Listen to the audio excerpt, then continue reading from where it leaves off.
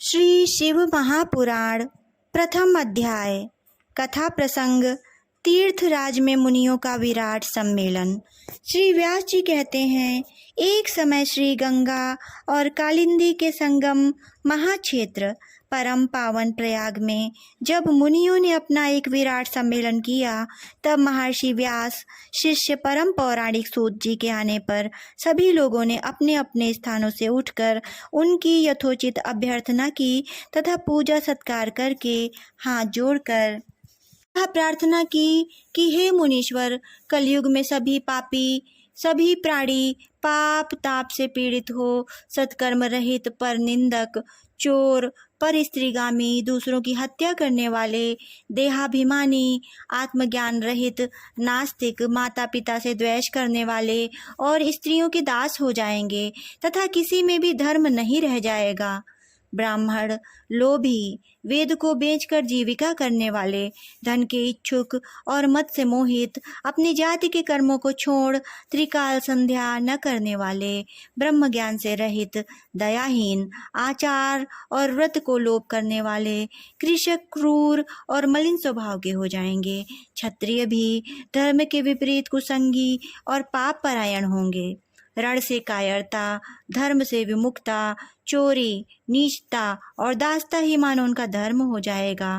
भोगों की लिप्सा और कामिनियों की दास्ता उनके जीवन का मुख्य ध्येय होगा तथा गो सेवा और शरणागत की रक्षा से वे विरत हो जाएंगे। प्रजा पालन से दूर और जीव हिंसा में उनकी बड़ी रुचि हो जाएगी। इसी प्रकार वैश्य भी संस्कारहीन, अपने धर्म से रहित, कुमार्गी और जैसे भी हो डंडी मारकर केवल धन कमाना ही अपना मुख्य धर्म समझेंगे और वे भी किसी अन्य की ओर कदापि ध्यान नहीं देंगे। वे गुरु, देवता और ब्राह्मणों से रहित, कामी, मलिन आशय वाले, मोहाच्छन्न और परम लोभी होंगे। ऐसे ही शूद्र भी अपने धर्म को छोड़ तिलक छाप लगा ब्राह्मणों का आचार करने वाले, नकलची, तपस्वी, नकली, ब्राह्मणों के तेज हरता, शालिग्राम आदि पाषाण पूजक, होम करता, कुटिल ब्राह्मणों के निंदक, धनवान, कुकर्मी, विद्वान, विवादी, धर्मलोपक, राजाकृत दंभी, महाभिमानी, क्रूर, वर्ण धर्म के नाशक, सर्व वर्णों से उच्च और दुष्कर्मी हो जाएंगे। इसी प्रकार स्त्रियों में भी धर्म का ह्रास हो जाएगा और वे तमोगुण से युक्त, जारवासी, पति से विमुखी, माता पिता की भक्ति से रहित, दुराशा युक्त और नित्य रुग्णा रहा करेंगी। तब ऐसी नष्ट बुद्धि संतानों की लोक परलोक में क्या दशा होगी तथा वे किस उपाय से सद्गति को प्राप्त होंगे। हे सूत जी, इस सम्मेलन में आप इस पर प्रकाश डालिए, क्योंकि हम लोगों को इसी बात की बड़ी चिंता है कि जगत की आगे क्या दुर्दशा होगी।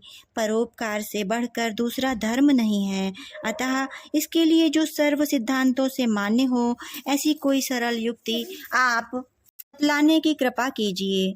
व्यास जी कहते हैं कि मुनियों की ऐसी बात सुनकर परम पौराणिक सूत जी अपने मन में भगवान शंकर का ध्यान करते हुए बोले।